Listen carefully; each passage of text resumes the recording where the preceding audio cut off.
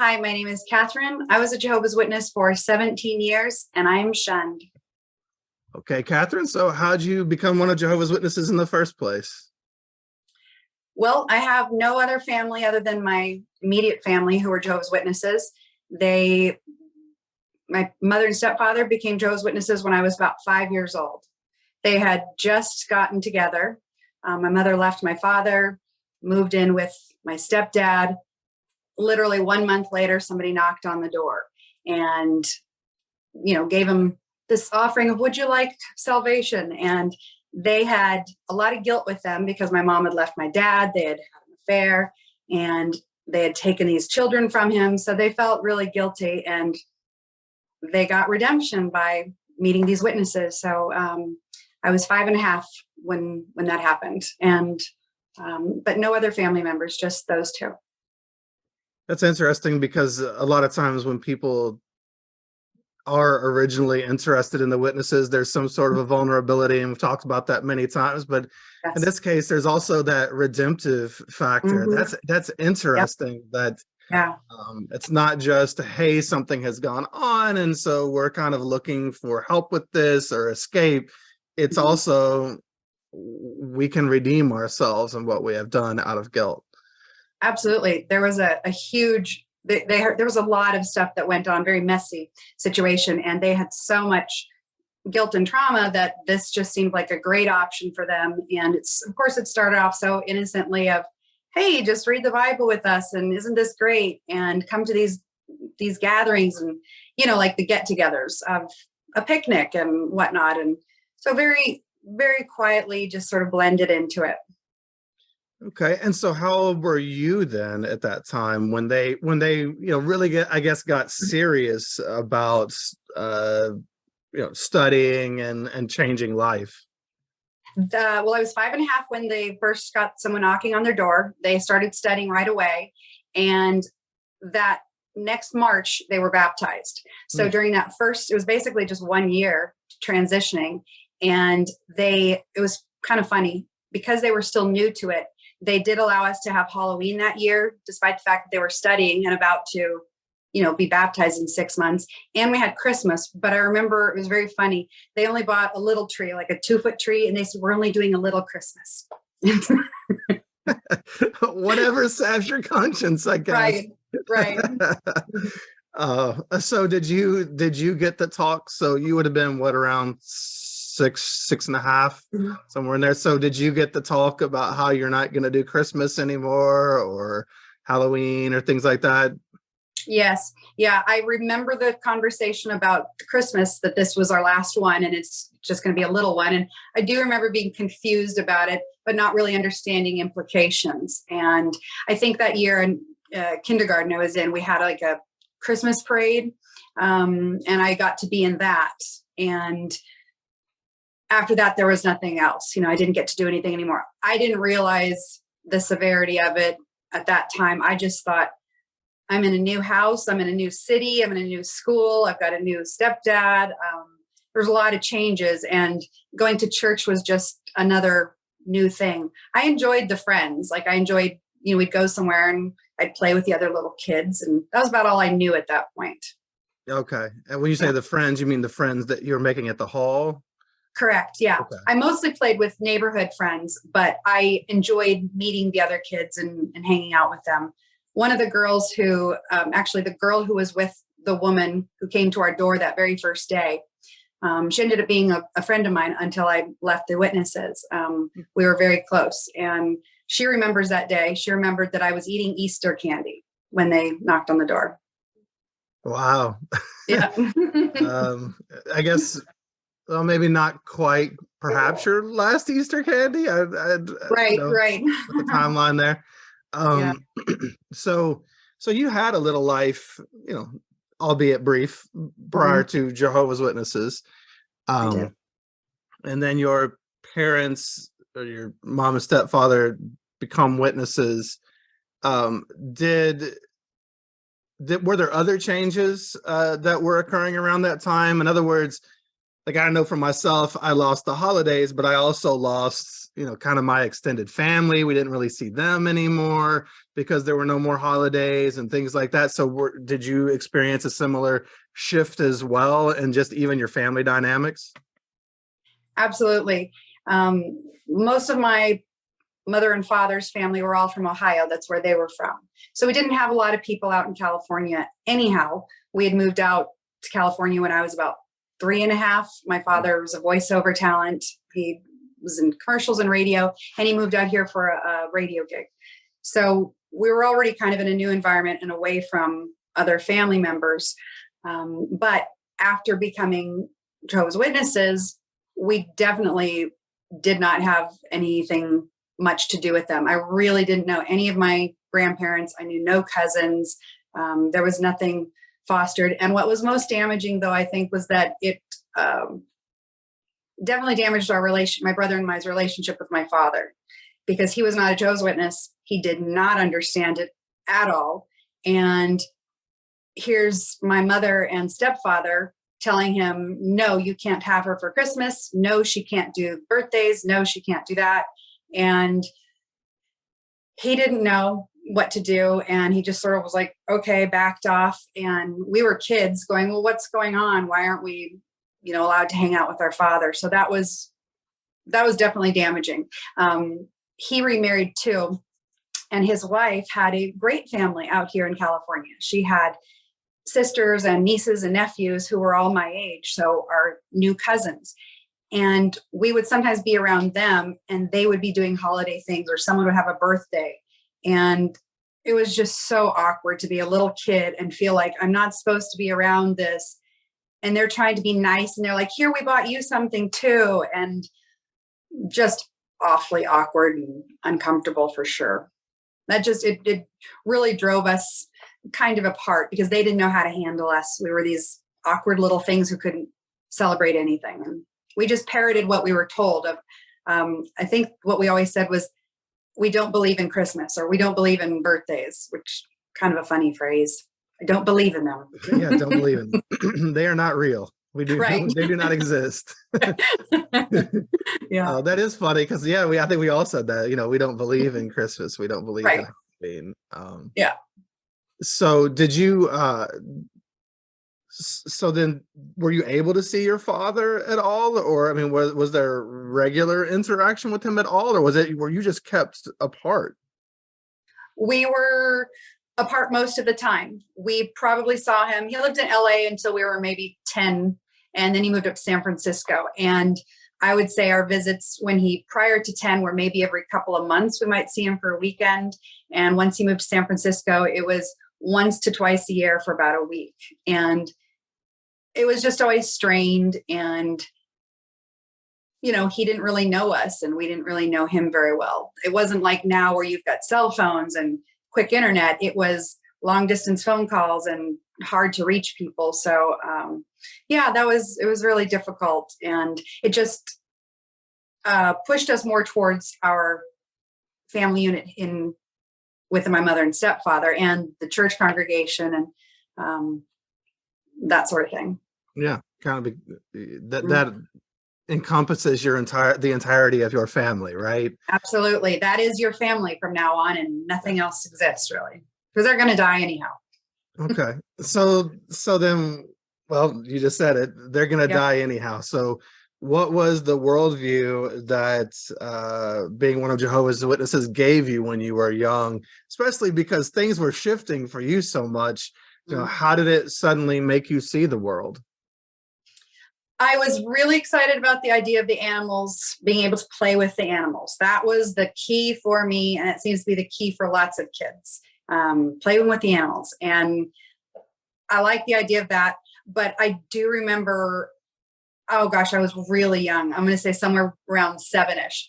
And I had a Snoopy doll that I slept with all the time, and that was my thing. And I remember having an absolute conniption fit one night, crying my eyes out and just sobbing hysterically. My mom coming saying, what's wrong? And I was so upset because I said, Snoopy's not going to be in the new system with me. And what am I going to do? And that's not fair. And she was like, well, sorry, it's the way it is. And I was just devastated by that. I just devastated. I didn't think about my school friends not being there. Snoopy wasn't going to be there, and my cat wasn't going to be there. And I didn't understand why they didn't count. So, animate or inanimate, the animals were your friends. Yes, And, yes, absolutely. And so you were looking forward to this whole paradise that they portray where you get to pet all the animals and play with them and they won't do you harm. So you had that side of what you were looking toward, but then you also had on the backside of that, the fear of, but not everybody's going to be there, at least, with Snoopy and your pet there. But so did it make you fearful of the people at school or anything? What was school like once you started going? You kind of touched on it a little bit, but what was it like once you made this change? We started off not super spiritual, I would say. We were more fringe in that they were just getting used to it. And so it took a little while. And I would say up until about junior high school age, I was given a lot of freedom to play with neighborhood kids, and I did. So I hung out with neighborhood kids all the time. I played with school friends when I was at school, and there was some play dates with other witnesses, quite a lot of those, but I also had a balance of worldly friends too. And my parents weren't, like my stepfather was not a ministerial servant for a long time. He just sort of held back. And so we were sort of witnesses light at that point. And the most impactful thing that I felt as a young kid in elementary school was the ostracism I felt with not being a part of the holidays and the birthdays at school or with schoolmates. Everyone would go to a birthday party except for me. And the worst was the school holiday functions where they have a Christmas something or other, and you're the one sitting in the hallway. There was me and a Jewish kid, and we would sit in the hallway during the Christmas thing, and nobody cared. They're just like, well, you sit there. And so we just sat there and waited. And that's made me since become really vocal about tolerance for other religions now as an adult, post-witness life, because I remember how unfair that was to not just to me, but also the Jewish kid. Like, not everybody celebrates Christmas. And that was really, really hard. And I felt different and separate, and not in a good way. I didn't feel a connection to the witnesses. I didn't have a love for it at that point. I just looked at it as, I've got some friends and it's something we do, but I felt unfair about all the rest of it. And I didn't like it. I wanted to celebrate holidays. And I remember at one point, even maybe 10 years old, trying to convince my younger brother. Now, he was a year and a half younger than me. So when this first happened, he was probably 3. So he has no memory of anything prior to that. And he was always a good little zealous boy. So wanted to please everyone. And so when I told him, I said, let's celebrate Christmas, just you and me, just a little bit. And I wanted to buy a little tree this big. And I said, we'll put it in the closet and we'll just buy little presents. And he got all upset and was like, no, we can't do that. That would be wrong. And so I gave up. It's kind of adorable, though, that you wanted to have your own little tree, just like, your parents had given you this last little Christmas. You wanted an even smaller Christmas. Right. I thought it would be a littler sin if it was a small tree. Sure. Yeah. So obviously the loss of the holidays and the social ostracism that it causes is harmful. What was life like at home? I think you said that maybe not quite the zealous family at first, but kind of what was the temperature of the room? How were things at home? What did you all go out and do fun things together? What was it like just as humans, as a family? It was okay. It was probably better when we were littler and we didn't know as much. And, we just enjoyed simple things. As we got older, my mom's own trauma seeped out and onto us. She'd had a bad marriage to my father. He had cheated on her a lot of times, and she cheated on him when she left with my stepfather. And so she had some sort of rage inside of her that she would sometimes get really upset. She never dealt with any of her issues, and she would lose her shit sometimes completely. And that was really, really hard to deal with. And I felt like I need to protect my little brother because he was younger than me. And so I felt responsible for all of that. And I didn't feel like I could lean on my dad because he was far away, and I couldn't always pick up the phone. It just didn't always work out. I didn't feel comfortable, and you had to ask, can I use the phone? And there's somebody there. There's one phone in the house, and so I just felt kind of trapped. And I had one good neighborhood friend, and I hung out with her a lot and played with her and stayed at her house a bit. But there was also good times. I mean, we had a good family. My stepdad was really great. He was very supportive in a lot of ways and encouraging. My mom was good too. She just had her rage moments, and Sure. That was hard to deal with. Sure. Nobody is all good or all bad at all times, right? Right. I mean, it's we all have our can have our moments, but it sounds like, but it is tough when you have a parent who has something that is a trauma in some way, and they haven't dealt with it, and it's leaking out in their lives, especially as kids, because your parents are supposed to be your safety, your security. They're your first relationship that teaches you how to be in relationship in the world. And so that can be tough. For sure. My mom also had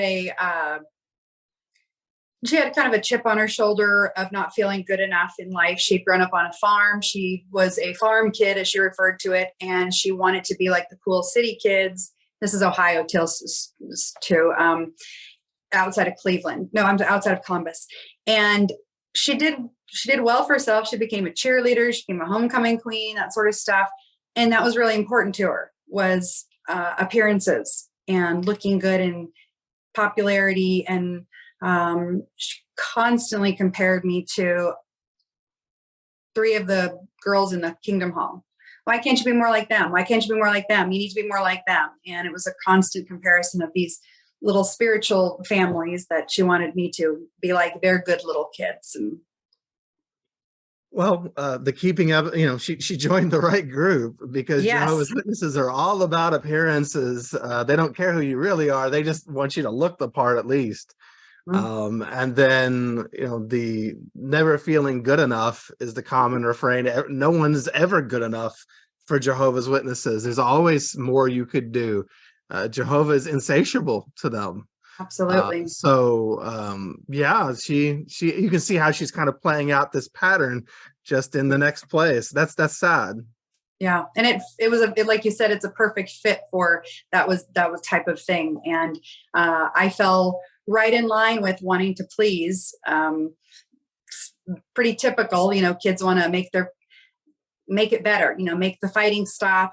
What can I do to be perfect and achieve this? And so I tried really hard to be the good kid. And as we got older, like junior high, we just got progressively more spiritual, and as a family. And when I say spiritual, I mean more involved. I don't know that we were actually more spiritual, but just we were hardcore. We were like as hardcore witnesses you could get. Sometimes I talk to other people who say, oh, I grew up a witness, or I did this, and I'll hear them talk for a few words or something. I think, nah, you were on the fringe, Believe me, I understand. Yeah. I've heard people say like, oh yeah, I did, but I celebrated birthdays. I'm like, well, then you were not. There's no way you were. Yeah. Understood. Mm-hmm. It is. I like the conclusion you drew there about the word spiritual, because Jehovah's Witnesses are such a performative religion. It really just is about what you do. It's keeping up appearances. And so as long as you're performing well, they have no idea what's in your heart or how you really feel about anything. You can just be going through the motions. But yeah, they think that is an indicator of spirituality and love for God. Absolutely. All appearances. Yeah, for sure. Yeah. Very works oriented. Mm-hmm. That was one of the things that drove me crazy later, where I couldn't understand why the people who looked good, but I knew were not spiritual, were succeeding in the truth. And I was doing all the things right. And I thought, this is not correct. Mhm. Yeah. So what was your life like then at the Kingdom Hall? So it sounds like there was a progression there, if you want to call it progress, I guess, but of, going from maybe not being so involved in it or super involved at first to just as time went on, just got more and more into it. I mean, were you all the family originally who, were you all studying and making all the meetings and going out in service regularly, or is that something that you all developed? I would say that developed while I was in elementary school. So let's say the first 5 or 6 years, we were going to meetings and going in service, but it wasn't a huge focus the way it was later. As I got to be junior high school, there was more of a division where my mom sort of pulled me back from not hanging out with the worldly friends as much. And so it was more with the witnesses. And slowly your friends start getting baptized. There was always someone who studied with me, which was nice. They were like an older teenage girl, and there was a few of them in our hall, and they would study with the little girls, and we just thought they were the coolest things ever. And they would, maybe put us in their car and take us to the beach one day, and we just thought that was great. And yes, we had to study the Bible with them. So that was like sort of the necessary thing to go have fun. And so that was all fine. I enjoyed that, but I didn't feel like I needed to study. I didn't feel like I didn't feel the connection myself. But I was watching my friends all getting baptized. And so I got baptized kind of late for our group. They were all getting baptized maybe 13 or 14. And I think I was 15 when one of my other friends in the hall, who was not the most spiritual, a boy, he said he was going to get baptized. And I thought, oh crap, if he's getting baptized, I'd better get baptized too, because I didn't want to be left behind and not be thought well of. I did not want to be looked down upon. And I had been waiting for that moment to feel the need, to now is the time. And I never did, but I felt like time was running out and I needed to do it, or I'd be shunned or, not looked on well. So I got baptized for that reason only. And I went through the questions, no problem, got baptized, and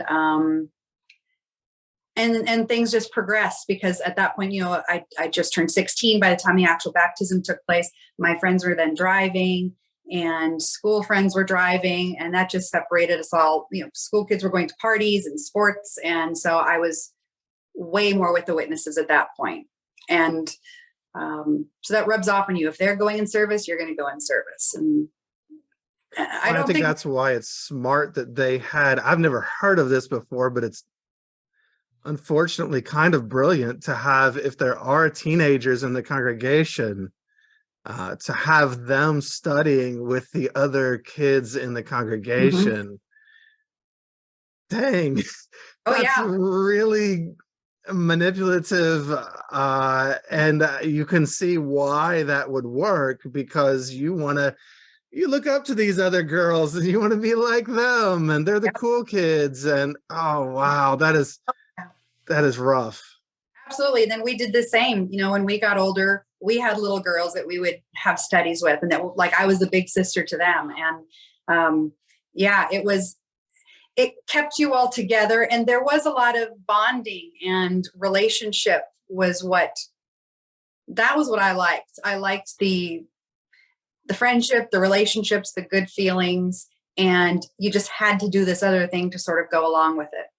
And it wasn't that I was completely faking I was faking all the time, but I didn't know I was necessarily faking. I thought I was doing what I needed to do, and I was trying. I thought, this is what I'm supposed to do. I believed it was the truth because they told me it was. But I never truly felt my own compulsion from a pure nature of, I am going to do this because I love God. It was, I want to look good. I want to be, I want to be a pioneer because I want to do this. And, I want people to think I'm good. And I kept thinking, if I go on this path, it'll click and then I'll have the spiritual feeling. Just kept waiting for that, you know. Oh yeah, I definitely know. I experienced the same thing. Like, how do these other people really, do they really care about this? But you know, I have to do what I have to do because it's, quote, the right thing to do. So Right. and I wanted to be right. I wanted to do the right thing. And so, you know, I wanted to be good. So I did those things. You know, Right. they really hold that over your head. Yeah. And it's easy to get sucked into it. Well, also, what other choice do you have? Right. And it's a natural thing for a kid to want to please, and Sure. you want to be liked, you want to be approved of, and you want to do well. So that's a perfect format to, you know, just lay it out. I always joke now that um, it's great when you've got all the answers to life, and they think, you know, so they've got it all wrapped up in this neat little package, and all you have to do is go, okay, I'll do that. And everything will be wonderful. And just don't ask too many questions. Don't look too hard. And the friendship and the community and the bonding with all the families and stuff, that was wonderful. You know, the community is really nice, and that's hard to let go of. That's how they get you with the shunning, is Sure. that community. Yeah. Yeah, they That's what you weaponize the want. relationships. Yeah. Yeah. And so Just like it's they did having teenagers study with you. absolutely. Yeah. Oh yeah. There was a big thing.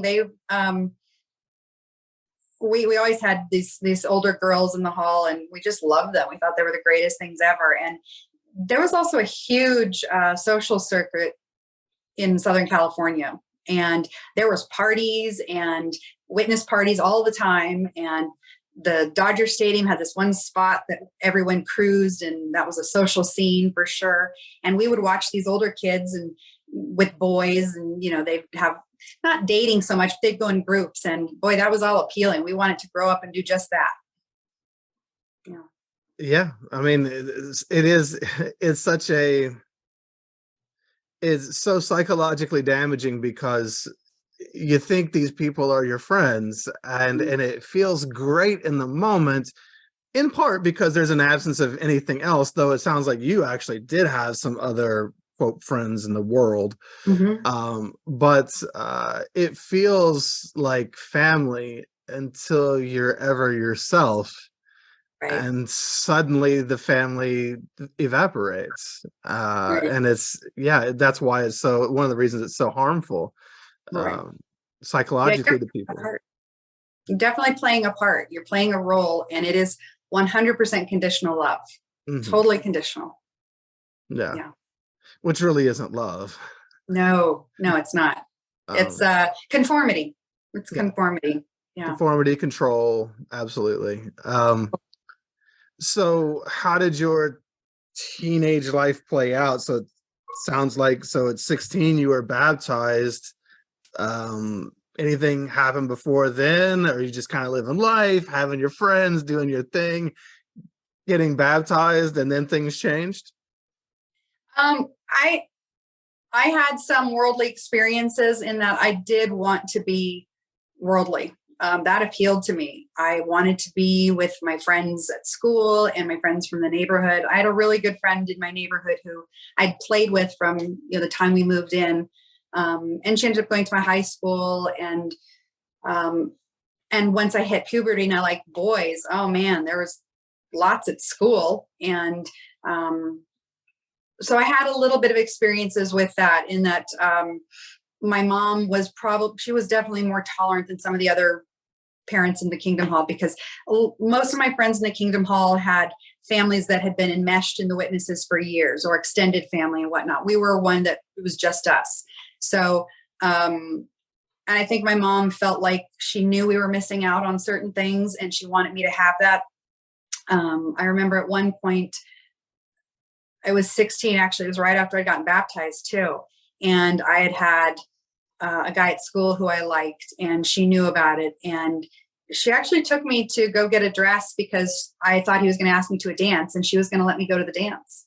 And so we went and bought a dress, and he didn't end up asking me. So that fell through. But she tried in little ways to give me a little bit. And I wanted it bad. I wanted to do those things, but it just didn't really, it doesn't work. You're a weirdo to the people at school. And I remember the boy telling me, he was like, I can't date you. You're not allowed to date. So, we can't go out. Like, it's not going to work out. But we had, sort of been boyfriend, girlfriend for a minute, just not really official. For me, it was the world. For him, it was like, a week of nothing and just hanging out at school. And that was hard. I missed out. I wanted to do all those things. So I remember when you'd look at the books, the different illustrations that they would have of the world, and you'd see somebody going into a discotheque. They always had like a disco, right? With lights and whatever. And you'd Yes. see them in there. And then there's fire and brimstone all around it. And that this is bad. And I remember looking, going, that looks like fun. I really wanted to. I wanted to do that. But I couldn't. So my experiences with witness are just that dominated. And that's what I ended up going, well, I guess I got to go here. And I remember at one point thinking, there's just no winning here. I can't do anything else. And I was sitting in my room and I looked at all the books lined up on my bookshelf, the witness books, and thinking, well, I got to do this. So that was shortly after that dance thing had fallen through. And I just thought, I'll be good. I'll be a good witness girl. And my friends at that point, even at 13 years old, my witness friends, they all had bride magazines, like stacks of them. That was what they liked to do.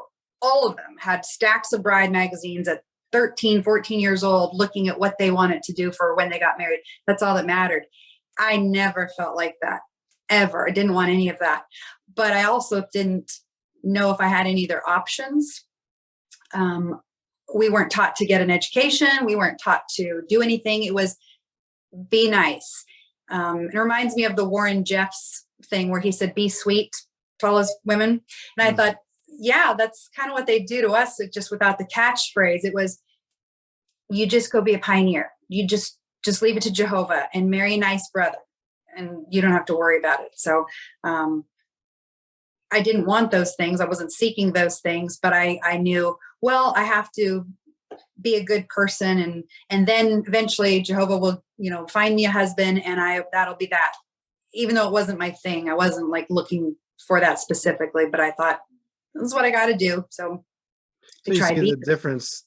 You were looking out and seeing these artist illustrations and thinking, yes, hey, I want to be me and I want to go out and experience things. Whereas the other girls in the congregation were like, hey, I want to get married, then I'll be somebody. And it's really sad that so many women are just taught to get their identity through a relationship to a particular man at the congregation. That, you can be an elder's wife. Ooh, right.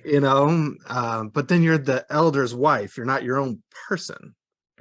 Absolutely. Everything is contingent upon you getting a man. Yeah. Everything. We had people who had gone, I don't even remember the term anymore. Thank goodness I've blocked it. But people who would go overseas and go to other places and stuff, they'd go minister over there. So we had a few couples who'd been doing that and they didn't have children. They were somehow considered super spiritual because they chose to wait to have children until the new system. So isn't that nice? They're sacrificing that.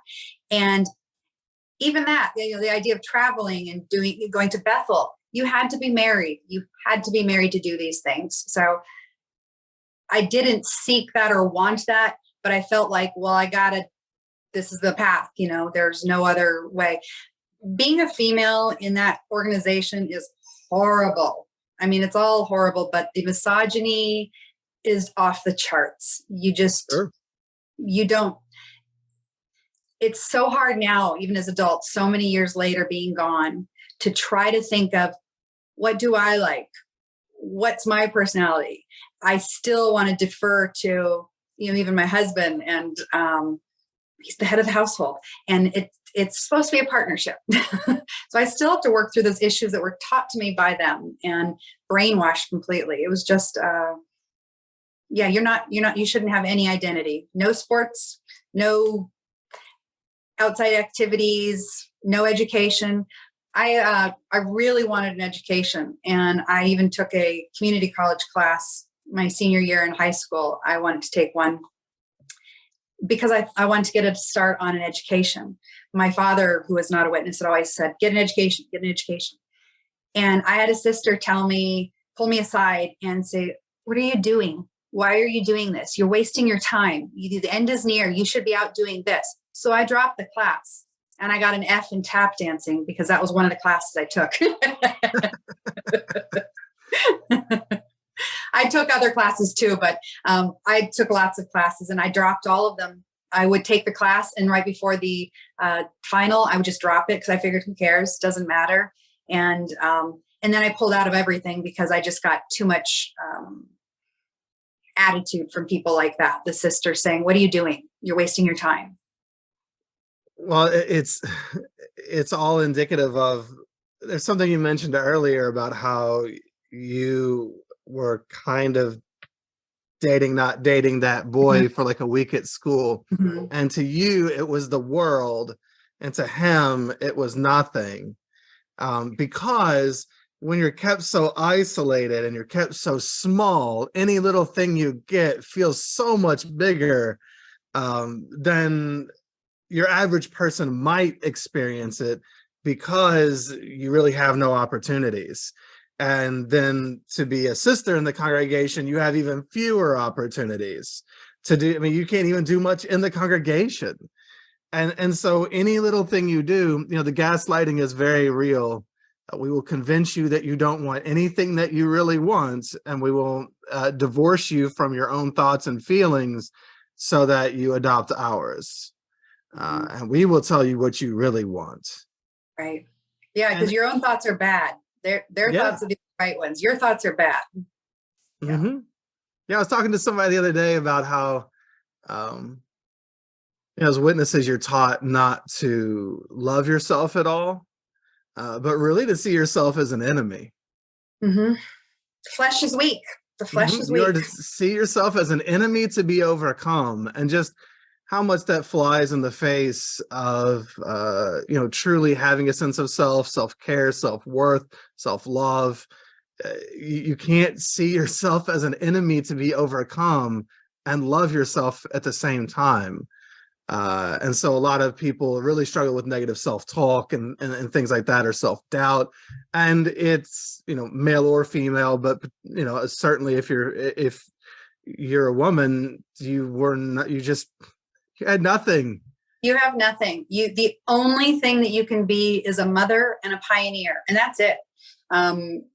You shouldn't have an education. You shouldn't be involved in any sports, any activities, nothing except for going in service, raising your children, and being a good Christian wife.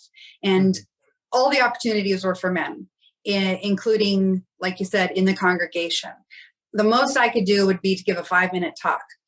My brother, who was a year and a half younger than me, he was doing mics, from an early age, and he started giving talks, and he was given more privileges. All of the young boys in our congregation too, we had a pretty big group of young people, and all the boys were taken on by older men who had careers and jobs, and they were taught trades.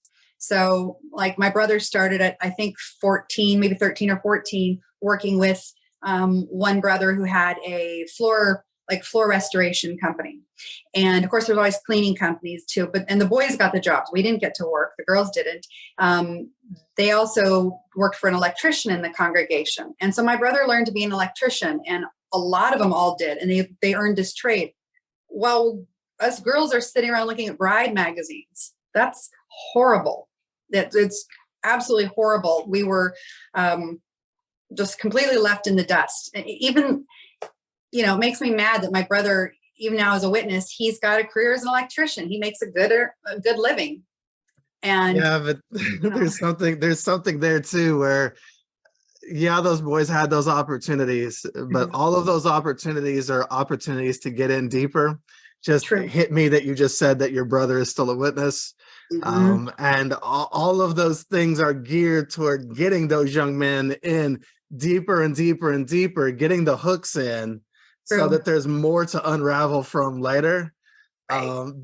But still, just from in the moment, the way you feel about yourself as a young girl in the congregation, yeah, how can you feel very good about yourself because Right. you get nothing and you will like it. Yeah, you get nothing. Our particular group too, we were in Orange County, Southern California, which if you've ever seen the OC, this TV shows, yes, it is materialistic. It is about appearances, and it's difficult. My high school was not like that. My high school was pretty casual. There was a variety of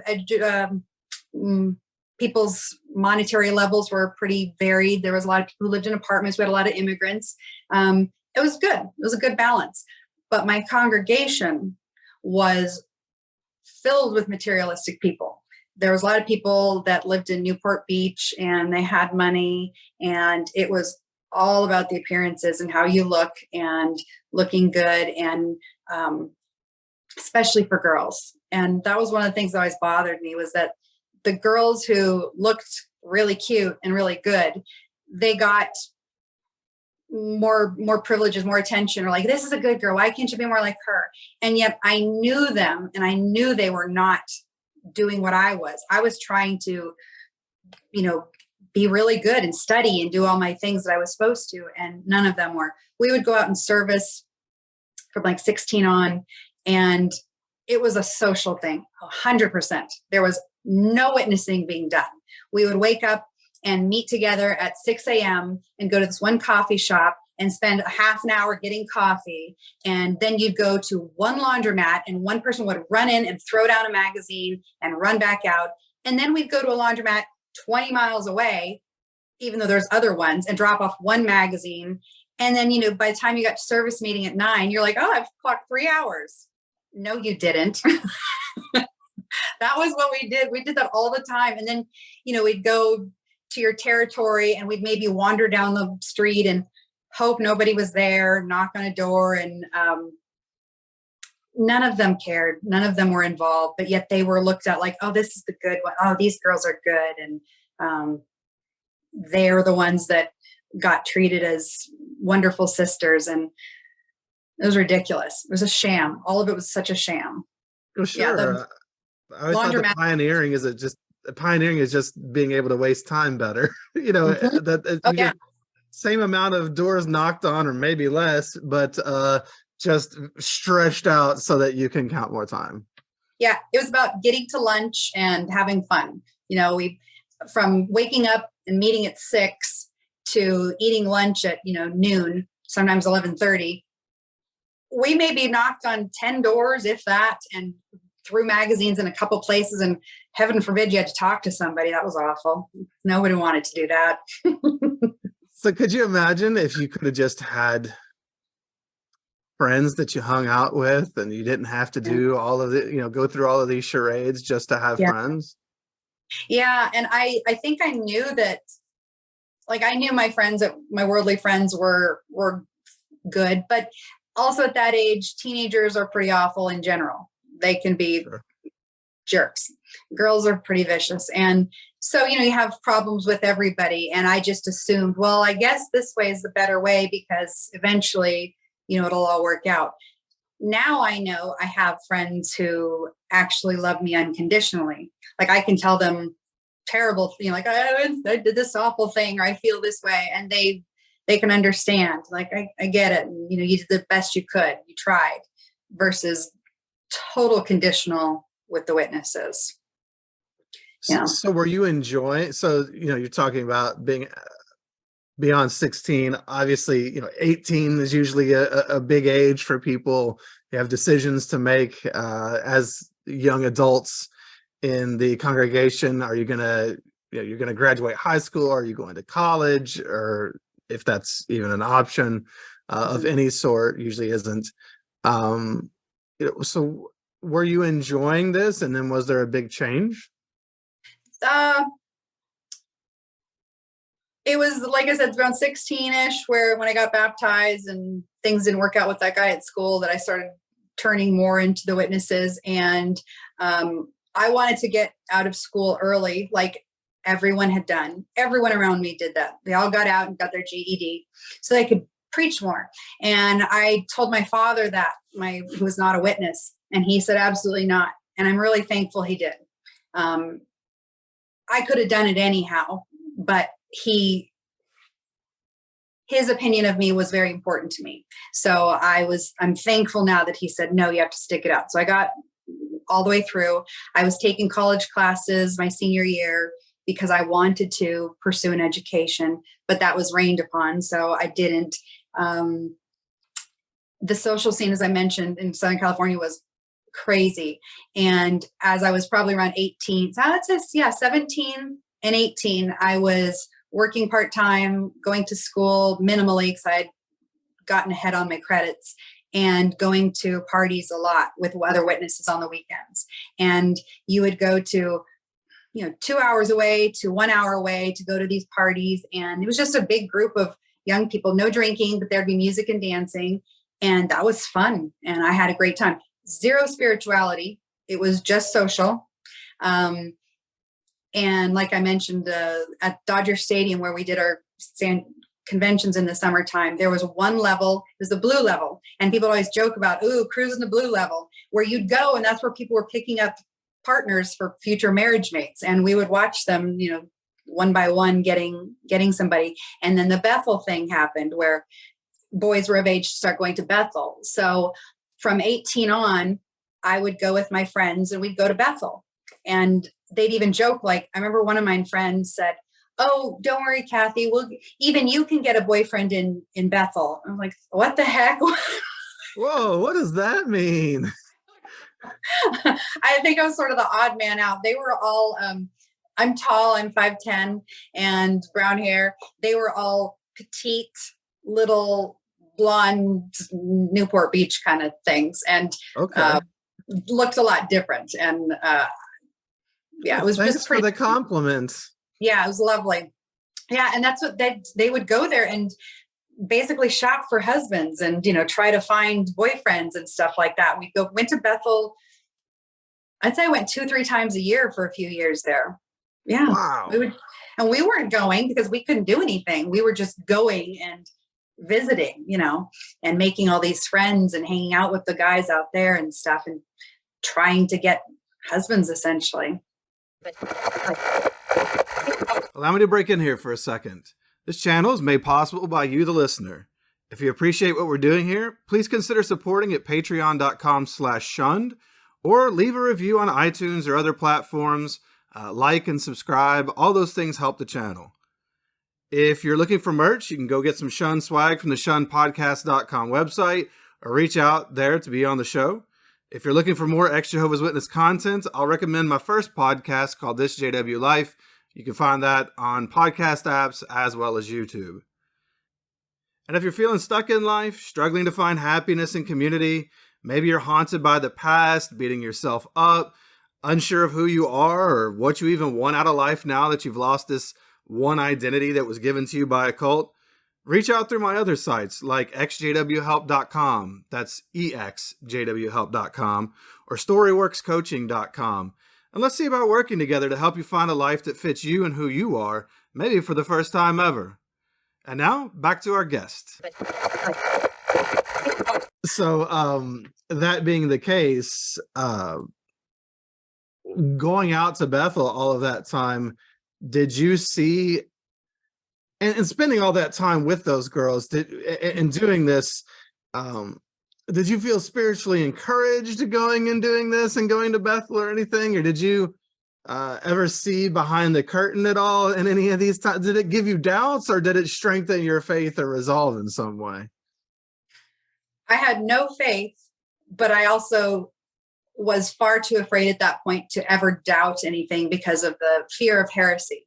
Because they always use the phrase of, like, you'd be slapping the face of God, that a heretic is like slapping the face of God. It's worse than just being disfellowshipped, is to know better and to still leave. And so I wouldn't even consider a doubt. I knew I didn't feel anything myself, but I just felt like I'm supposed to do this. This is maybe it'll come, it'll click one of these days, sort of thing. I can honestly say I don't believe I ever prayed legit in my life. I would pray by myself and I would ask for things and think I was doing the right thing, but I never felt a connection. I never felt like I had a relationship with God.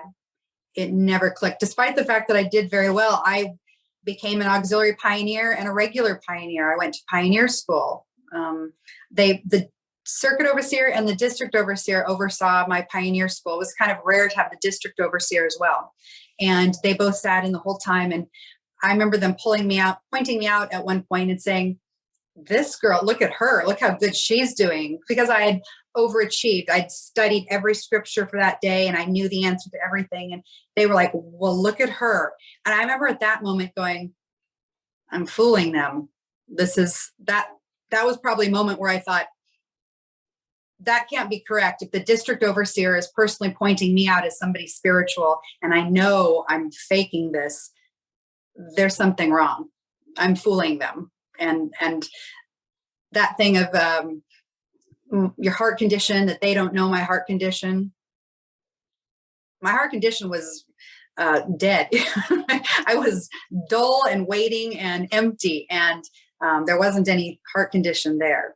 And yet I was doing all the things correct and doing everything right. Also during that time with the girls going to Bethel and whatnot, they did start getting married. As you know, they get married real young. Mm-hmm. And one by one, these girls who I knew were not spiritual, I knew none of them had real spirituality. They didn't even do as well as I did in checking the boxes. Like I put in more hours. I did more of that stuff. I was a regular pioneer, whereas they weren't. And they were the ones getting husbands. And I thought, what is this? And that really did irritate me. I remember that was part of the catalyst of me going, this isn't right. I remember being 21 and the last of my friends in there had gotten married. And I remember thinking, well, this is a bunch of bull crap and that's not right. And I just thought, I give up. I can't please anybody. I'm trying to do this to please them and it's not working. It's not working. And so I began feeling disillusioned at that point. That's interesting, because you knew you weren't truly quote unquote spiritual in some way. You knew you weren't connected to any of this, but at least you were doing it and mm-hmm. and hoping that eventually the feelings would come. Mm-hmm. and they weren't, while you're seeing the people who don't seem to even don't have any of it, it doesn't seem, getting married and such. So did you feel like did you on any level feel like if you pioneered or anything, perhaps other things would come from it and you would be blessed? Were you looking mm-hmm. for blessings that just did not come? Yes. Yeah. I saw the girls that I knew were taking a very material approach to getting their husbands. They were buying cute outfits and looking good. And that's how they were making themselves, moving themselves forward. Sure. I thought I would move myself forward spiritually. I thought, well, that's not right. You shouldn't be focusing on your appearance and your attention that way. You need to be a spiritual person. And so I would pray and say, please help me have a connection. I don't have anything, and I'll just keep doing this and it'll all work out and I'll do the right thing. And no, the boys like the girls who just, oh yes, okay, whatever. And they were yes men, essentially. They just would say whatever the guys wanted, and it didn't have personalities, and they just wanted to be brides. That was it. And sure. Yeah. And I wanted to do what I thought was right, which was I would have loved to have been a missionary and gone travel, because that was a travel opportunity. So I thought, I'll do the spiritual thing. I'll be spiritual and God will bless me and it'll all be okay. And it just, no, doesn't work that way. Not really. And actually, I guess I don't really know. Yes, sir. I'm just trying to think back of the pictures I saw of Gilead graduations and such. Mhm. I guess there were single sisters in there, probably quite a few actually, really. Yeah. But you are right that usually your opportunities come based Mhm. on your attachment to a spiritual man, so to speak, For sure. in the congregation. And supporting yourself too. You can't support yourself if you don't have somebody to work, you know. Sure. Yeah. So where did you go from there? You've now you're starting to see that this isn't really paying off for you. It's paying off for others. So I guess that's kind of a doubt a little bit that started creeping in. So where did that lead you? Where'd you go with that? Um, well, I worked, I had just like a regular secular job, and I was pioneering, and I was going to New York and doing things like that. And when that one girl got married, that the last girl, I should say, got married, I thought, well, I don't want to be the spinster. There was a few sisters in our hall who had never gotten married, and they were the unfortunate ones who just got worse by the year, like they'll never get married sort of thing. And I did not want to be like that. So um, I started thinking I need to do something else. And I decided to move to New York because I enjoyed being there. And I thought, I need to do something. I got to get out. I need some escape. And I wanted to live in the city. That would have been fantastic. But I didn't know anybody there. I had met plenty of witnesses while we were out visiting. And there's the one good thing about the witness community is you can go anywhere and they will open their arms and you can go. So I moved out to Long Island where I'd known some friends, and I lived in Southampton for a very short time. I was super lonely, even though I had the congregation. I didn't like it. It didn't work. So I ended up coming back home after about 6 months. And at that point, so I think I was 21. At that point, I told my parents, I can't pioneer anymore. I can't do this because I'm having a lot of troubles emotionally. Like I'm not happy. This isn't working for me. And I wanted to ride horses. I wanted to try to find a hobby or something. And I was trying to think, is there anything that I know that I do for myself? And do I even have a personality? And what do I like? And I came up with that I liked horses and I liked skiing.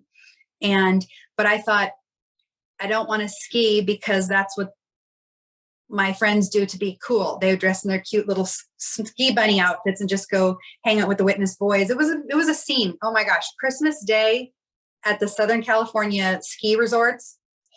That is where all the Jehovah's Witnesses are on Christmas Day. And I thought, I don't want to be fake. I don't want to try to go into that. So I thought I'll do horses and I won't tell anybody. And I made my parents, my mom and stepdad and brother promise not to tell anybody I was doing horses because I wanted to see if I could do something just for me without having it be an influence. And so I did that. And I told them, but to do this, to do ride horses, it costs money. And I still want to travel. So to do all these things, I need to work and make money, which means I can't pioneer. And I know that I should be pioneering, but right now I have to do this. I'm really surprised and proud of myself for having come to that decision. Yeah, And good for you. yeah, that was good. It was a good thing. And so I did that for a while. And that was the beginning of the end, I think. That was where I started to find myself in a way. And probably about 6 months after that, I started hanging out with a couple people, witnesses, kids that were my age. And we ended up leaving the truth together eventually. We started a friendship, just hanging out, no big deal, nothing wrong. And I remember the girl, we went up to see San Francisco to visit my dad. My brother took her brother and I took her, and they were all witnesses. And we were just hanging out and having fun, even though we were 20 and 21, amongst all of us, we acted like we had the maturity level probably of a 14-year-old just because we didn't have the exposure to world and life, Sure.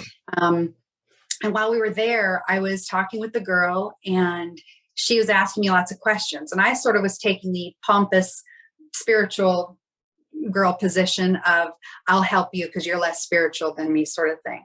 And she would say, well, I don't understand. And what about this?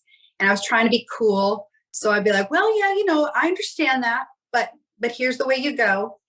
And she kind of got me with one question where she asked about adultery.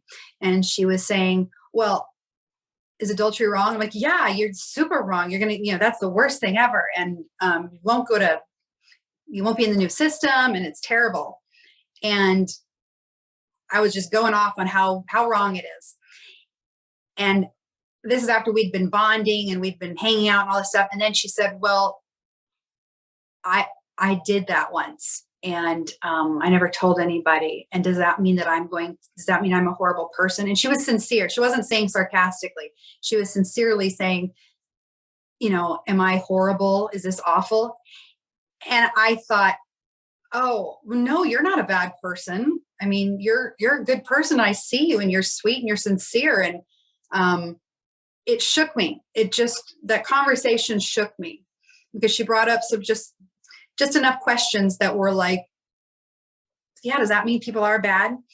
I don't remember if it was then, but I think it was, she had worked with developmentally disabled people, like at the Goodwill or something, where she would train them on their job and help them. And so she'd asked me about that. She said, well, what about people who are retarded? Are they going to be in the new system? I said, well, yeah.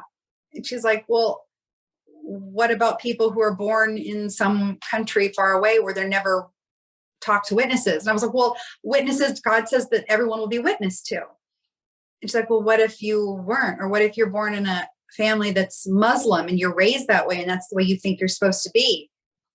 I'm like, well, they're going to die. She's like, well, that doesn't seem fair. And it was just enough of those sort of things that I thought, that's interesting. And it rolled around in my head for a while. And more dissent sort of happened between the three of us. So that there's her, a girl, and a boy. And he was a couple of years younger than us, but he was hanging out, and he sort of felt like, yeah, I don't know about this. And, you hear someone say one thing and you realize you're on the same page. And so we kind of started asking questions amongst each other. And I remember one that was a big one for me too, was once I started allowing myself to question things, which was when I spoke to her and she had brought up that conversation. The thing about people who were born somewhere else bothered me a lot. And it was enough for me to go, well, if that's the case, and what about dinosaurs? I don't really understand. No one's ever really explained that to me. I don't get it. And I had recently read a news article about the Leakeys finding the bones of the hominid. And I remember asking somebody in the church about, like, what is that? Carbon dating. They said that it's carbon dated and that they can prove that it's this. And they go, oh, no, because the flood happened, it changed carbon dating and that doesn't work. I thought, okay, I accepted it. But then in the back of my mind, I was thinking, I have a hard time believing that scientists all over the world are all being tricked by Satan at the same exact time. Because that's what I was told, was that they're blinding the minds of the unbelievers. It seems weird that every person on earth would, scientists would come to the same conclusion of carbon dating. That really concerned me a lot. And it just kind of snowballed. It snowballed very quickly at that point. And I think my friends and I just all started talking, going, I can't do this. I don't want to do this. I'm not going to be right. The ultimate catalyst for me was sitting in a meeting and you're reading the scriptures, and it was one you'd read before. I don't remember, one of the apostles, where it says something like, if you look at a woman and if you even so much as have lust in your heart, you have basically sinned. And I thought, well, shit, I guess I'm pretty sure Jesus said that. Yeah. I thought, if that's the case, then what's the point? Why am I trying so hard? It's like they kind of shoot themselves in the foot with, you've got to be so perfect or else. But then when they say things like that, you go, everyone feels like that. And so no one's going to make it. And that's when I decided I give up. I give up. I've tried. I was perfect as a witness. I did all the things right. I was not given the blessings that I was promised that I would get. I was left in the dust because I wasn't, if I would have followed the materialistic way and just gone the cute thing and only focused on that, I would have been married and had a, spiritual path. But I didn't, and didn't work out. So I thought, forget it. I give up. And so my friends and I decided to leave. That's interesting because it sounds like they really kind of did this girl who was asking you this question. She kind of tapped into your humanity and got you to care about somebody outside of yourself, like someone who maybe mentally was not able to grasp the truth, Correct. what would happen to them. Right. Someone who's really up against it because they're Muslim in another country and they would have to convert to an entirely different type of religion and under the threat potentially even of violence or whatever. Right. How do you feel about that? Because you started saying there's no level playing field here, yet Jehovah's going to kill everyone as if there is. Right. And that didn't seem right to me. I thought, No. that doesn't seem fair. That doesn't seem fair. And then realizing that I'm not even going to make it because I'm not, perfect in every sense. I have, if you have lust in your heart, not that I was super lustful, but just that idea, that was the one that stuck out to me where I was like, come on, everybody's, Yeah, that's honestly always one of those things. I was like, okay, so Jesus was perfect, but Jesus said that. Like, how were you there and helped create people, and yet you can't understand the people that you created? Right. Right. So, like, yeah, that's kind of messed up. Yeah. So you say that's when you and your friends decided to leave. What did leaving look like? What was that process for you? Well, we basically just kind of all agreed, we can't do this. This isn't, I don't feel this anymore. Something really funny happened during that time frame. I was out in service because we still had to go out in service. Otherwise you're inactive and you're looked down upon, and we were not going to risk our reputation. So we were still going in service. This was a couple month period. And me and the boy were, I say boy, but he was, young man, were going to a door, and I remember we knocked on the door and this lady comes and she listens to me give my spiel. I was the one doing it, and I was pretty good. I had it down. Here we go. And, all pompous and full of myself and rattling it off. And she looks at us and she sort of just doesn't say a word, just kind of looks at both of us. And she goes, you both need professional help. And she looks right in me in the eyes and goes, especially you. And the way she said it was just like, whoa. And she said, I'm a psychologist. You guys need to see somebody, you really need some help. And then she closed the door and that was it. And it was just like, oh my gosh, wow. The boy laughed at me. He thought it was like, haha, that's funny, especially you sort of thing. But the way she had looked at me stayed with me. And I was like, what do you mean? What do you mean? I'm doing all these things right. So that was pretty funny that had happened. And so we decided to leave. We all were living at home with our parents, and we knew we couldn't do that there's no way we could leave while being in the same house. So the girl and I said, let's get an apartment. The boy was younger. He was still finishing his high school year. He was 18, but he was just finishing high school. So he couldn't go. He couldn't leave at that point. So she and I decided to get an apartment, and we thought we'll get an apartment and then we'll just stop going to meetings, and we'll just do that. So we do that. We get an apartment pretty quickly. We move in. I remember my brother had asked, he said, can I put a surfboard here? Because we were right next to the beach. And I'm gonna put a surfboard in your house so that I can just go all the time. And I said, no, because I knew I was going to be leaving, that I wasn't going to be doing that. And I remember him being like, what are you talking about? So we were super, super close. Yeah, we were very, very close at that point. And, but I knew we weren't going to. We quickly realized that we couldn't fade.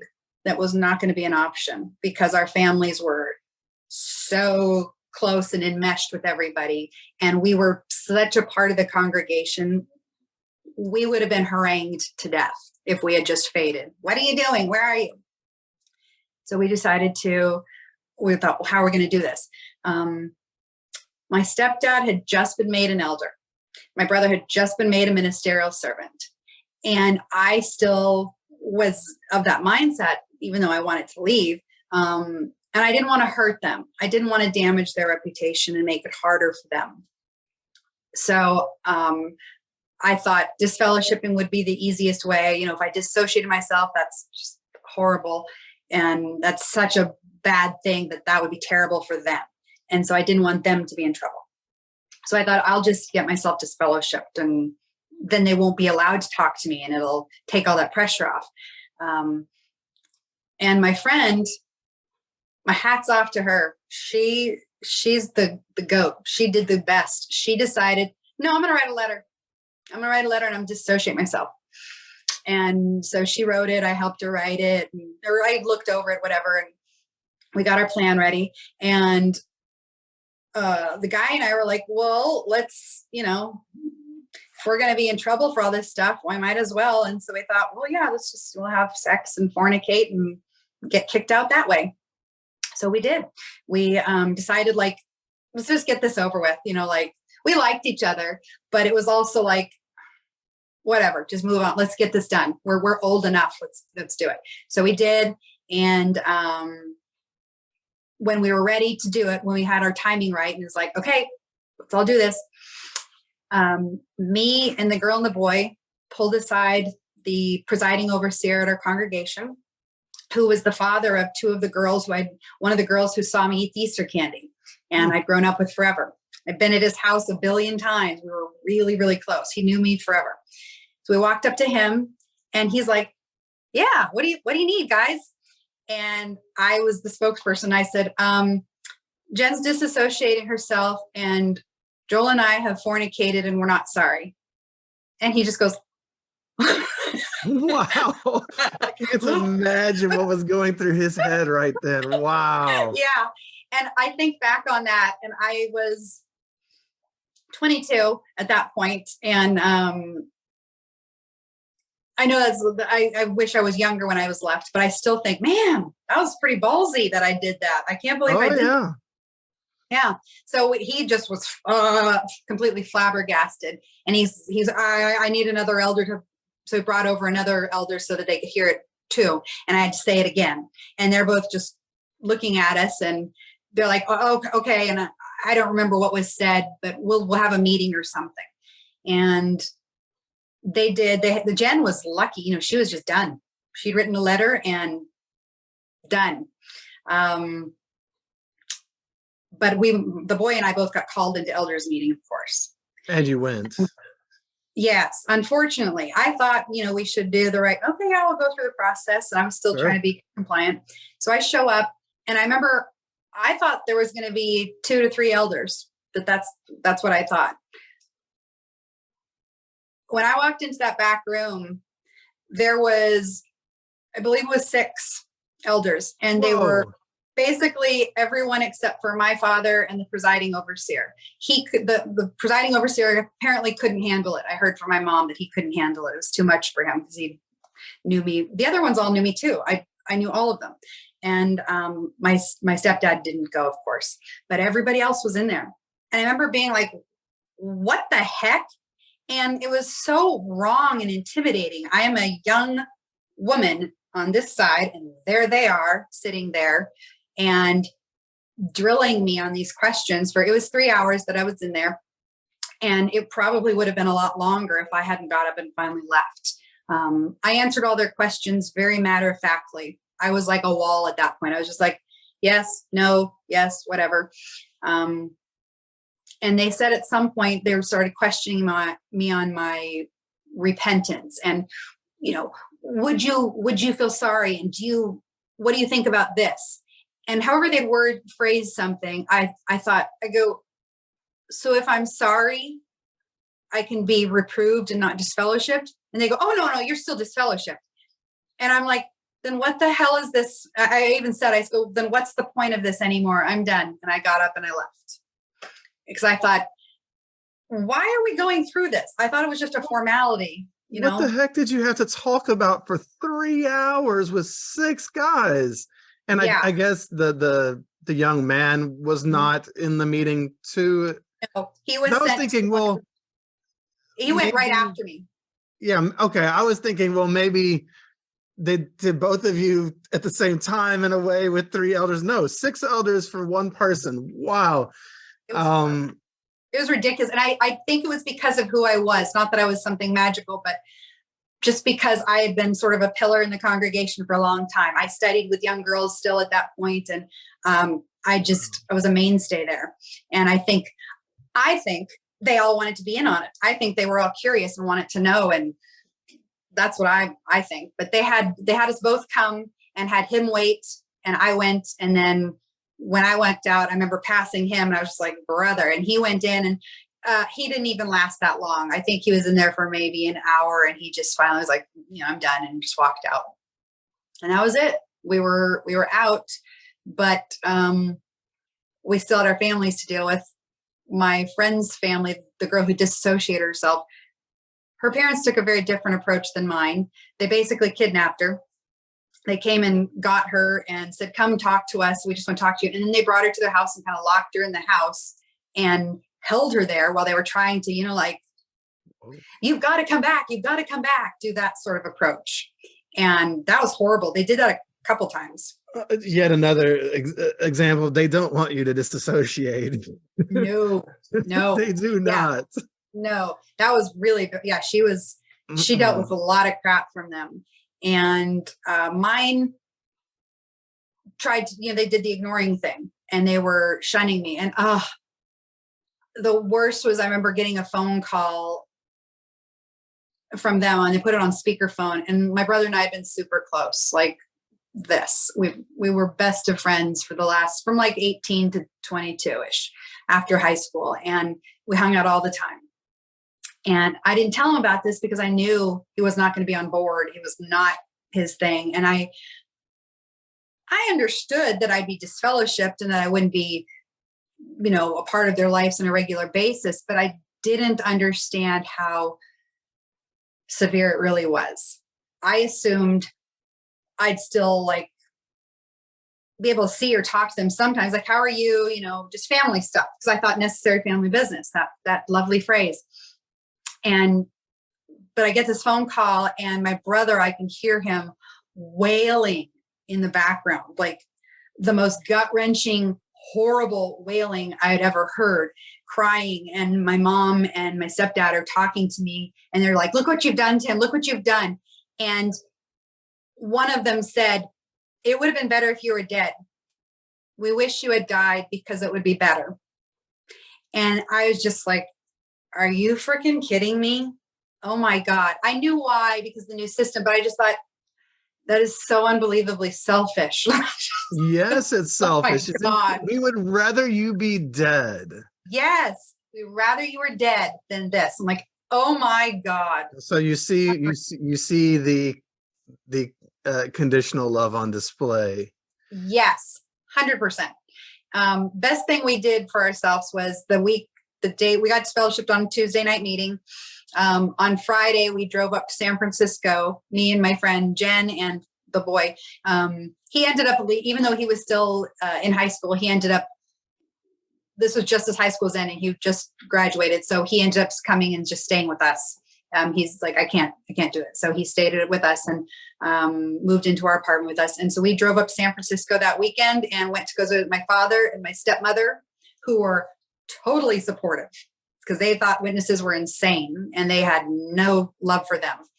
And so it was very good just to get to be around somebody. And I still didn't know. I mean, I knew them, but I wasn't super close because we'd always been distant. And my friends, of course, didn't know them, but it was like you're this 3 little lost children, even though we were young adults, but mentally and emotionally little kids. And like, help, what do we do? And it's just nice to have the support of just, you're going to be okay. And fuck those guys. They're insane. And that helped a lot. So that was really hard though. Well, yeah, it's hard. Again, it just goes to show there's no easy way to leave. That's the point of it, right? Yeah. And everybody has to choose their path out. At the end of the day, we should just be happy that people get out, however they do. Right. But it's It's a brutal process, and I'm sorry you had to go through all that. I'm sorry, because then you really see who your parents kind of are in that moment. Oh yeah. You see a side of them. You see it's like a switch that flips, and they are a totally different person. Sometimes it's the look on their face, it's the way they talk to you. In my coaching practice, unfortunately, a lot of people that I've worked with have seen that from their Mhm. folks, and Yeah. it is what it is. We can't control it, but it's No, just it's just very sad, and shows what a deep hold that this Jehovah's Witnesses must have on them, because this is the very epitome of that scripture they use, where it's like, in the last days there will be a lack of natural affection. They mm-hmm. completely shut off natural affection, and Right. it is the weirdest thing, and one of the Yeah, more difficult things that anyone will ever have to deal with in life. for sure. Yeah, the ostracism is horrible. It's absolutely horrible. Yeah. I remember meeting up with an old witness friend. She had been a witness as a youth. Her mother was a witness, her father was not. And so we played with her freely, and she went to meetings until she was about 12ish. And then she stopped coming to meetings and went worldly. So she never got baptized, but she was somebody who I'd always liked and stuff. And somehow I looked her up, after I'd left, and I wanted to reach out to somebody I knew. And we got together, and she at this point had a little baby. Married, obviously was worldly and had a baby. And we're talking about what my mom, kind of did, like ostracizing me from that point on. And she goes, I don't care what God says. There's nothing on earth that would keep me from being there for my child. And if I was sinning because of that, then I would never let anything come between me and my kid. And I was like, wow, that's a really good point. And since then, I've brought up to my mom a few times, including even just like a year ago, letting her know I don't agree that you are choosing God over me. Because she said, no, I'm sorry, I love you. I just love God more. I'm sorry. And I go, you're choosing your salvation over me. Yeah. And I also I go, if you do think I'm going to die, this is it. Why don't you enjoy me while you got me? Because I won't be in your new system. And no, I just can't. They're just too blinded. They can't even consider the idea of heresy. So No, at the end of the day, I've said this so many times, that they're just trying to save their own ass. Yeah. They just want to save themselves. And I get it, because they're terrified of their God. They're Right. absolutely mortified of what he will do for them, or do to them. Right. It's just, they live under an authoritarian regime, and they will do what they need to do to get by.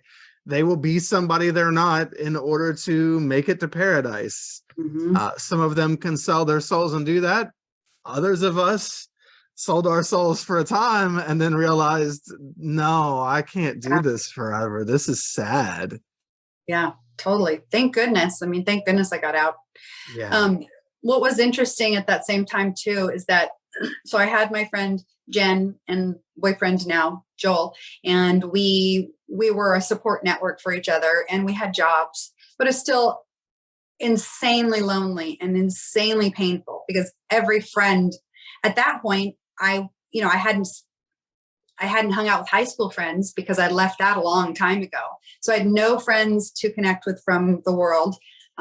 All of my friends had been the witness parties and all of that scene. And so I had nothing.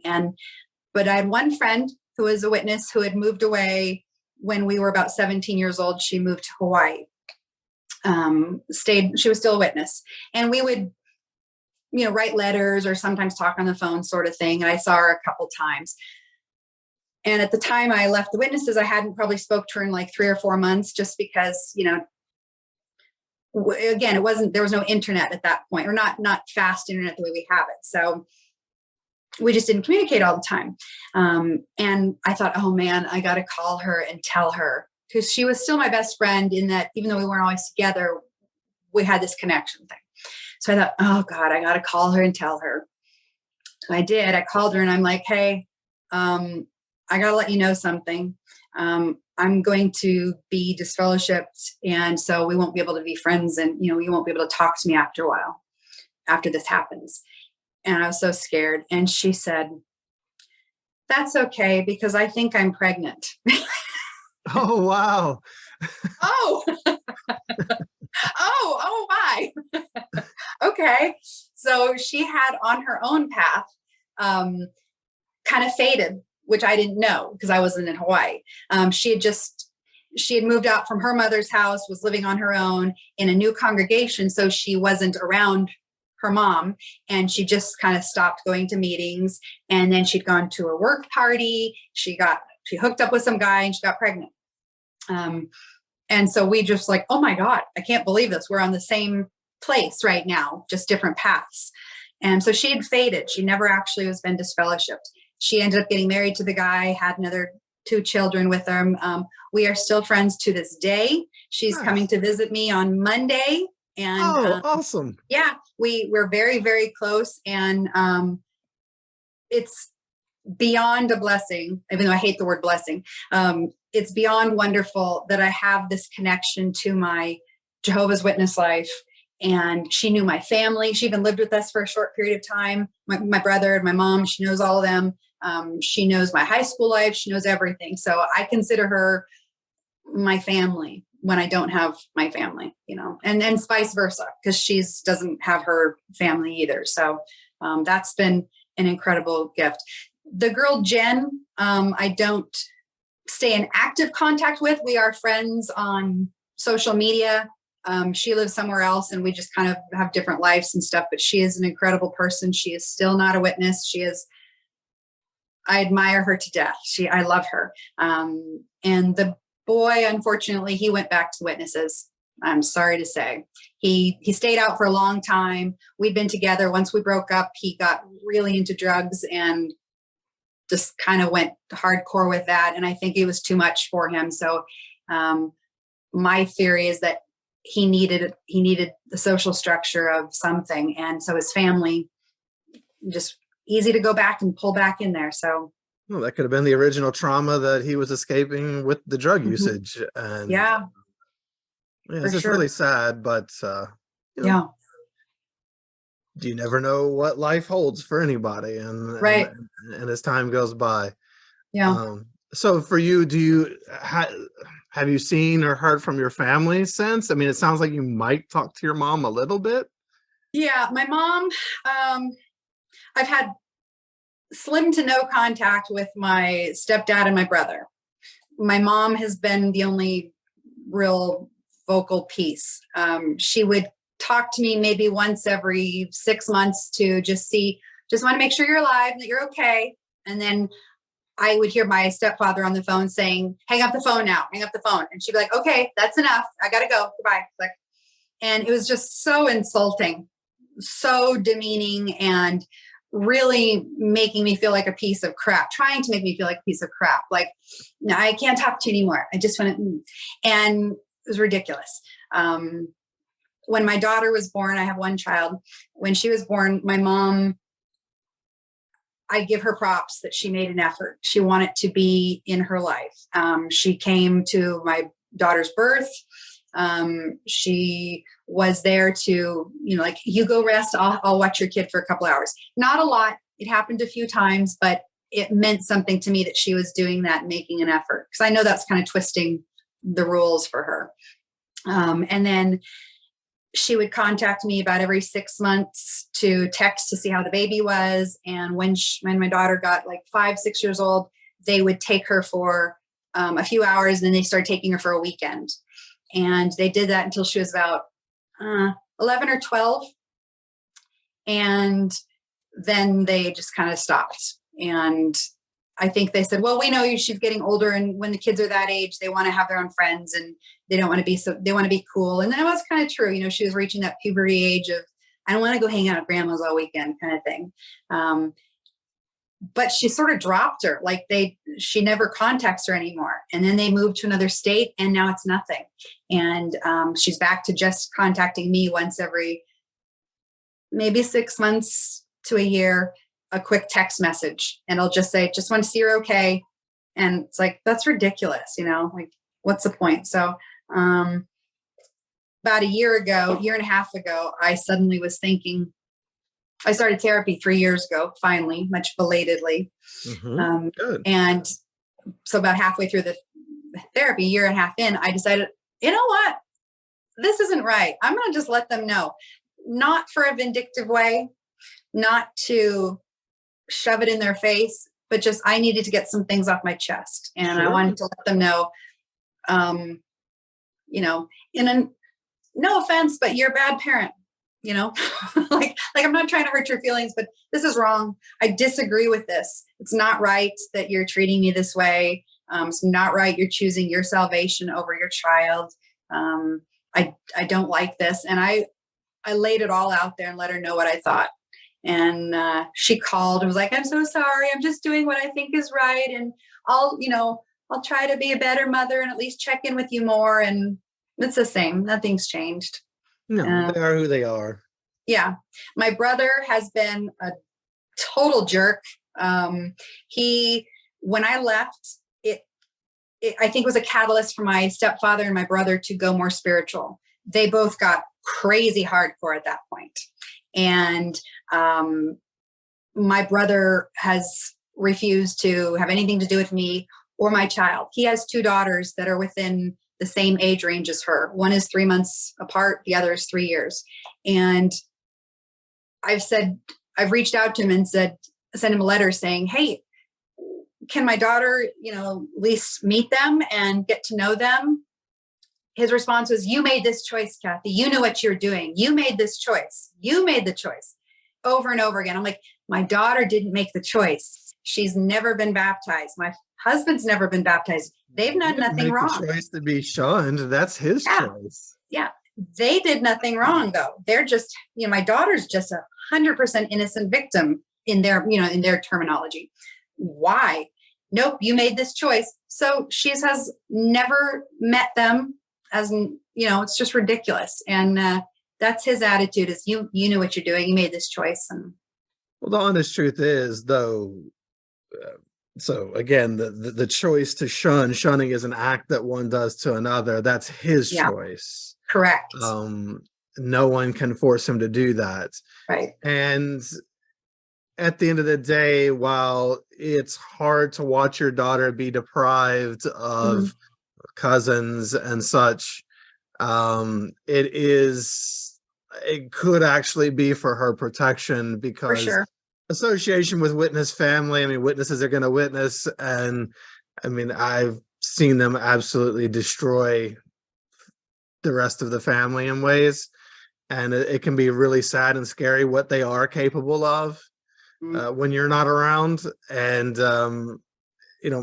so although it's hard on one hand, perhaps it's a protection on some level for you and your daughter on the other hand, that it doesn't come to fruition. It is. I remember my daughter coming home from a weekend with them once and saying, they sat me down with this book and they told me that I could play with the lions. Same thing, and I went, okay. So my husband and I sat her down and we're like, look, here's the deal. If a lion eats grass, his teeth will fall out. That's not how it works. They can't eat grass, that's not, they will all evolve into the same animal if they're all eating grass, that's not going to happen. But do you see how predatory it is? Oh yeah. It's starting with those heartstrings of like, you want to play with the animals? You want to play with this, and very subtle. We let her know. Isn't that what a pedophile in a van does when they drive by? Hey, little girl, would you like to play with a puppy? Yeah.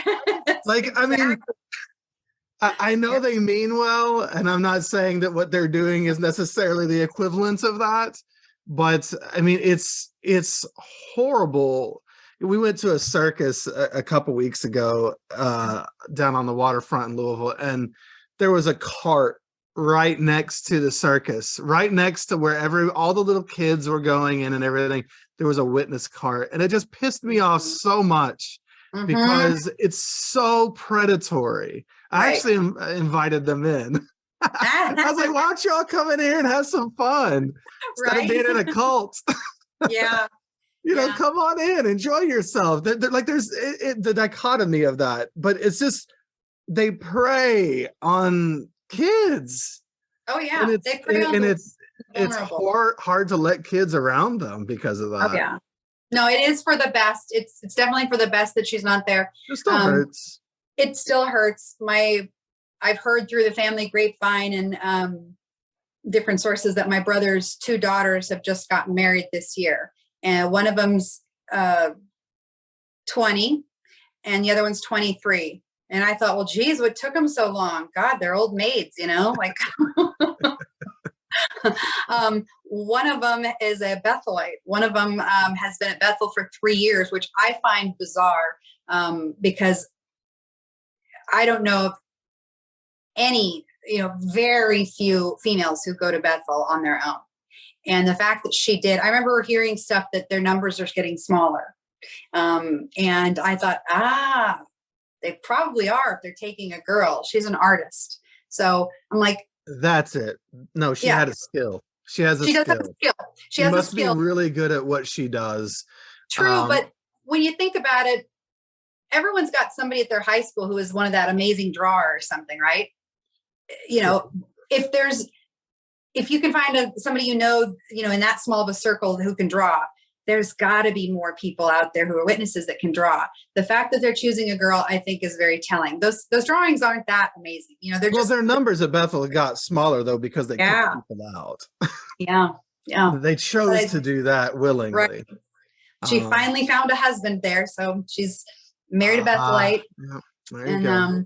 And the other one's gotten married and the youngest one got married to the child of some of my old friends, like two of the kids in the Kingdom Hall who got together and their kid. And I was telling my friend from Hawaii about this because she knows all these same people. And we're like, wow, they're all exactly where we left them emotionally and in every possible way.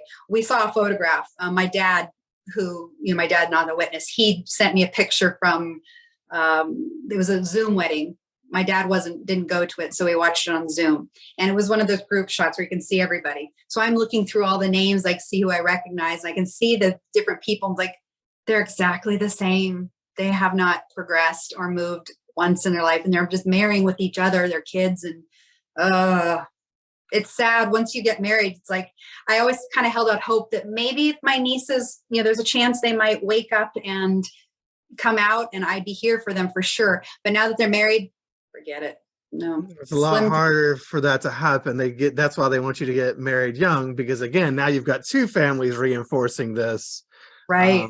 And a spouse. But I mean, hey, some of us did get married and eventually come out, so you never know, right? And yes, there's always hope. You don't know, but yeah, you have to just kind of accept it for what it is, and it's a bonus if anything changes in the future. But there's not much we can do about it. Right. So is there anything you would say to those who shun you today, if you had a chance to say something to them? No, I wouldn't say anything to them. I've said stuff to my brother and mom a couple times, and it's pointless. They're so blind. And my brother, being a little elder do-gooder, it's impossible to speak to him without him speaking in parables. He can't just answer a question, yes or no. It's got to be, well, let me tell you, if you were this, I'm like, just answer the question. And I thought, that's how they do it. When I bring up the universe and science and stuff, and he goes, if you took a washing machine, the same analogy, and you took all the parts in a box, that old story. And I was like, well, statistically, yes, actually you can. If, a monkey will type out War and Peace if you give it enough time. That is statistically possible. Look at the universe, but it's impossible to talk to them. And I like to say, you can't argue with somebody who thinks that they have God on their side.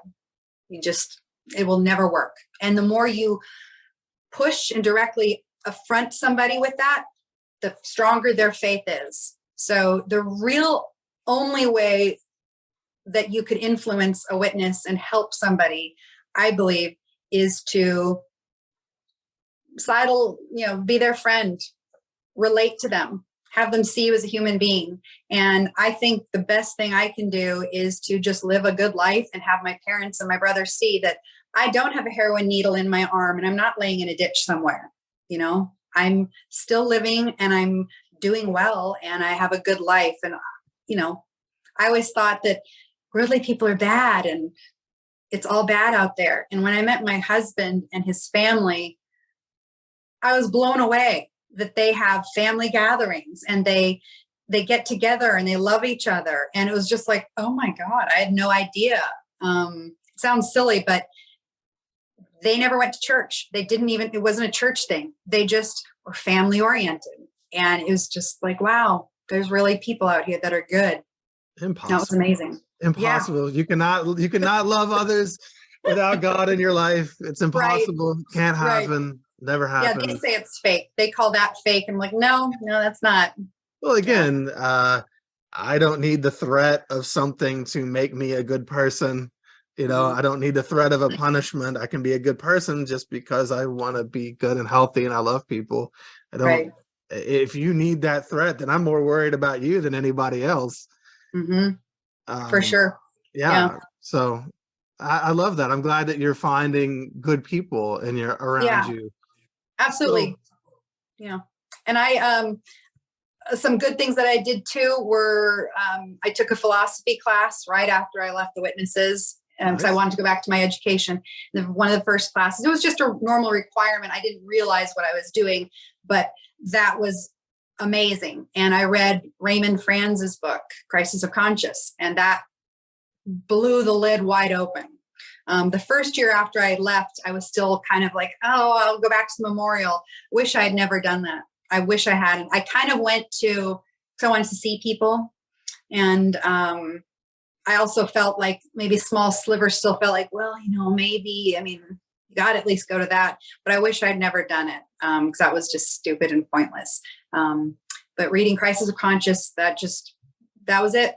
And I read Who Wrote the Bible? And that, oh man, that also just blew me away. That was, I wrote that one down. Who wrote that? Richard Friedman. And it talks about how the Bible is put together by many authors. So like the book of, I think it was Genesis or Exodus, they can kind of prove that it was written by multiple people. They can see in the text how they're written and stuff. It's like, well, how can you trust anything that's patched together 100 years after it happened by multiple people and you just cut and paste what you want? And just blew me away. Those sorts of things really helped a lot. And just, I feel so sorry for the witnesses who leave, but still feel like they did the wrong thing or like they still feel guilty. And I wish they could get liberated from that feeling that they don't need to feel that way. They're not wrong. It's okay.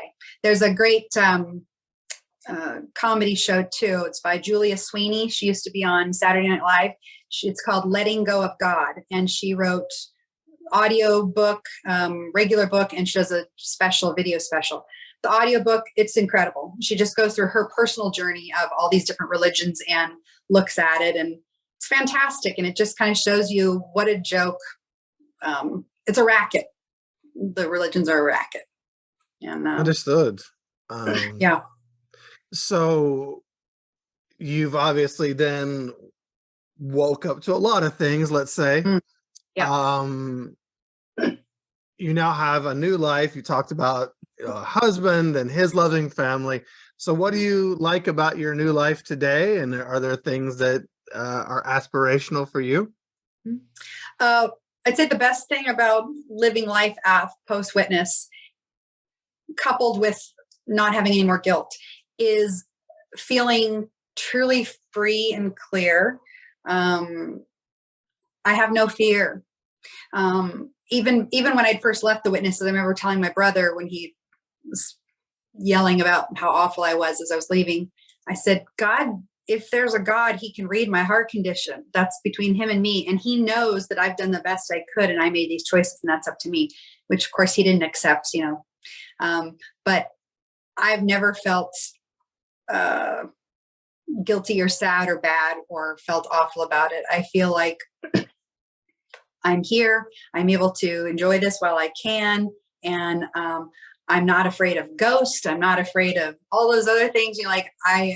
It's liberating to not feel those sorts of constraints.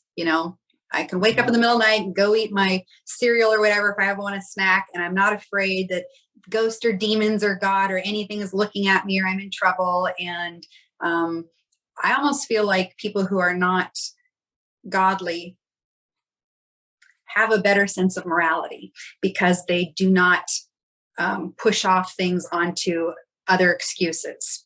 It's up to me to take care of myself and to be a good person, and the buck stops here. My daughter had a little friend who, they were a Christian family, not witnesses, but another type of Christian, and good Christians. And the little boy shoved his sister down the stairs one day, really meanly, and like pushed her all the way down the stairs, little 7-year-old. And they were like, "What did you do?" And he went, "The devil made me do it." And he really believed it. And I was like, that's a good example, of you can blame, "Oh, I'm sinning," or, "Oh, it's the devil," and, "Oh, he's pulled me away." No, if you're not believing in that, it's you have accountability. That's the word. Full accountability for yourself and for your place in the world. And I've been a vegetarian. My husband has too since he was 19. He did it on his own. And since I met him, so 20 some years. And I often think about the phrase, that God remembers the name of every fallen sparrow. And, if he remembers the name of the fallen sparrow, then he remembers the name of the pig that you just ate or whatever. Not that people have to be vegetarians, but that idea of like, I'm doing the best I can, and I'm doing a pretty good job in that I'm not harming. And our reasons for not eating animals are just because we just don't want to, but we don't bother if somebody else does. But it's that idea that like, I'm being a good person and I don't have to be going to a church to do that. And I'm doing my best and I'm accountable for myself. And that's the way it should be. I'm not blaming anyone or hiding behind anything. Sure. So, so what do you like then today? So you've got this new freedom. What do you use it for? Well, despite the fact that I'm worldly, I still have pretty traditional values. I Sure. pulled that back from me. I like having a husband and a daughter and being a mom. And I loved giving her all of the holidays. And it was cute. When she was little, I pulled all of his family and my other friends, and I asked them, "What are your Christmas traditions? And what are your Easter?" And I'd write them all down. And then I sort of picked and choose how I wanted to make it for her. Mm-hmm. Like, okay, we'll do this. And I considered, should we do Santa? I didn't really want to because I thought, I'm buying the presents. Give me the credit. But my husband's like, "No, we need to do that." And so fine, we'll do Santa. And we got her in sports. We got her in all the activities we could. To this day, in fact, right now, my house is covered in Halloween decorations because even though she's 20, I love it. I know there's lots of witnesses who they're not connected to those things because they never had it, so they don't want it. But I always did. So I love birthdays. My mom used to get mad at me when I was little because I've got a pretty good memory and I would always remember things, including birthdays.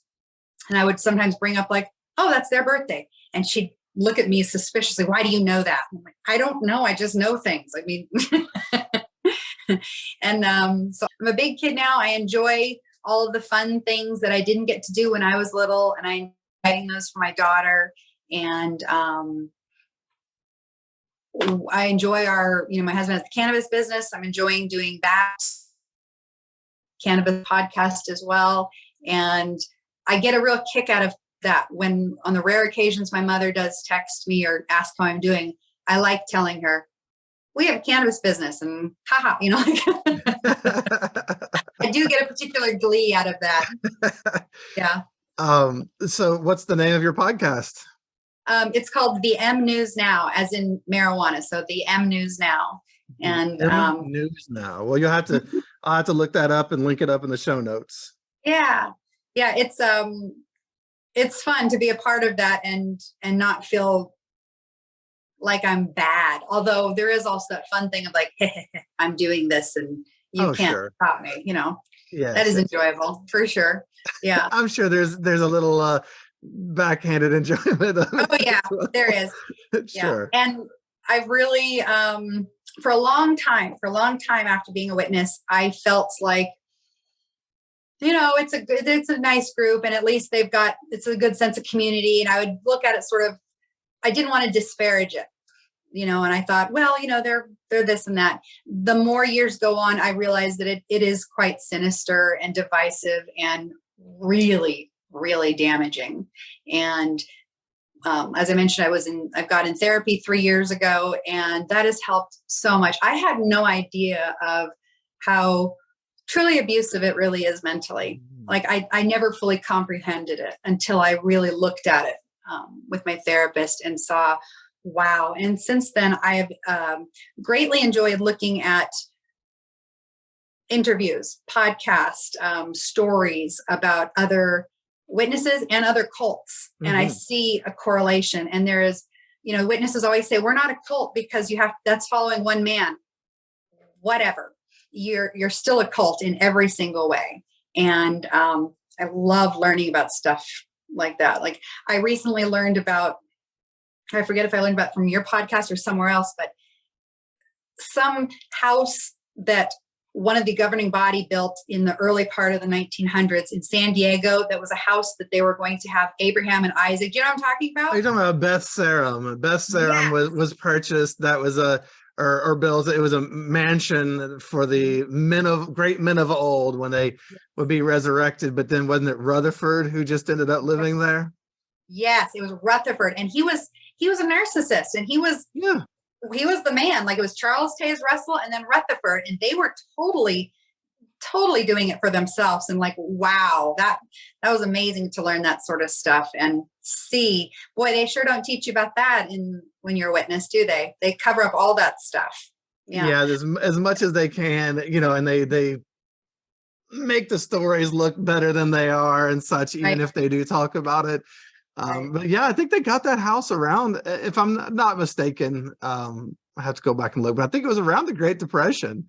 And they're buying, a mansion, and I think he had a really nice Cadillac or something. Wow. I believe he also had a secretary who used to come visit him a lot. Oh, yes. Yeah. I remember asking my mom a while ago, kind of sarcastically saying, well, isn't the new system supposed to have been here by now? Because when I left a long time ago, that was still supposed to be, I was never supposed to die. It was supposed to be, don't worry about it. You're never going to retire. You don't need to worry about this stuff. And so I said, like, wasn't this supposed to happen by now? The generation of 1914, they're all dead now. And she said, oh, the light's getting brighter and brighter. I went, oh, brother, the light's getting brighter and bright. Like, oh man, the rhetoric, it's amazing. I enjoy learning about how wrong they are now. Like, I get it. I totally get it. There's a part of me inside that I would never do this, but just a little part of me inside this, like, so my mom's on her deathbed, and I just want to walk up and whisper in her ear softly, "Is it Armageddon yet? Has it happened? Right. Do you realize what a waste this all was, and how you screwed all of us for nothing? Absolutely nothing." It's so sad. I wouldn't do that because her intent wasn't that. No one intends to do that. No. She thought she was doing the right thing. She just was sadly very, very wrong. But she was so damn smarmy and perfectionistic in the process of it all. I'd like to just at the last moment let her know, you were wrong. You were wrong, right? Totally. Yeah, it's very hard still having your parents be in it, and I find some solace in that, even though I totally disagree and think it's awful.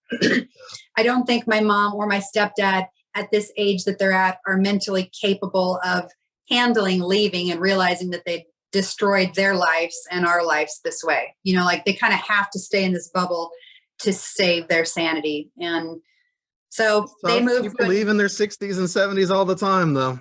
That's true. I have some hope for my stepdad. I don't think my mom ever will, but I think my stepdad, maybe if she died, he He may. I doubt it. I doubt it. But they're probably all there forever. But they moved. They used to live here in Southern California, and all of them moved to another state about 5-6 years ago. And they live near my brother, and so it's kind of like, okay, you're over there, I'm over here. My brother can take care of them.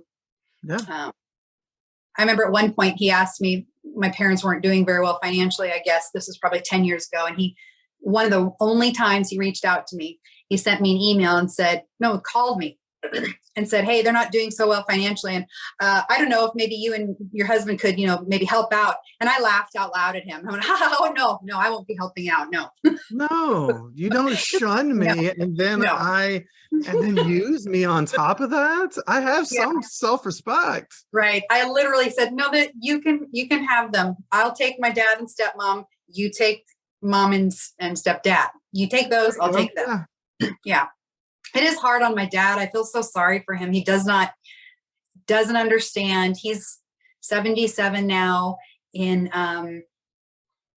his son didn't even tell him his daughters are getting married. He didn't do anything wrong. My dad's never been a part of it, but it's just that the way they isolate, like they just shove aside the outside family. They don't count. And he found out about it through one of the daughters told somebody, and he got a Zoom call thing. And he was like, I don't understand. I don't understand. And I feel bad for them. It's not fair. No, it's not. And for people who care so much about appearances, that being like, your mom and Jehovah's Witnesses, they sure are blind to how they appear to the outside world. Yeah. Yeah. They appear awful. Totally. Yeah. He had 200 something people on a Zoom call and couldn't even tell my father directly. Yep. And I thought, why couldn't they have sent me a Zoom call thing? There's no association there. There's no need for, like, they could have at least told me, but not that I wanted them to, but it's just that idea of what's wrong with you guys? What's, crazy. You see their lack of humanity. Lack of humanity, for sure. And, again, full circle, it was tapping into your own when that, your friend there asked you those questions, that helped you to wake up. It was tapping into that humanity that hadn't been bred out of you yet. Right. And as long as you still have that intact, there's always a chance that you might start to see that this isn't a very loving place, and it's very abusive and leave. So yeah, I'm super happy that you left and that you came today to share your story, because I know it'll help somebody out there, and appreciate you being so vulnerable and open. I hope it does help. But people need to know that there is life beyond, and not just life beyond, but guilt-free life beyond. You do not have to feel guilty for that, and you can let it all go. They're wrong, and there's better life. Absolutely.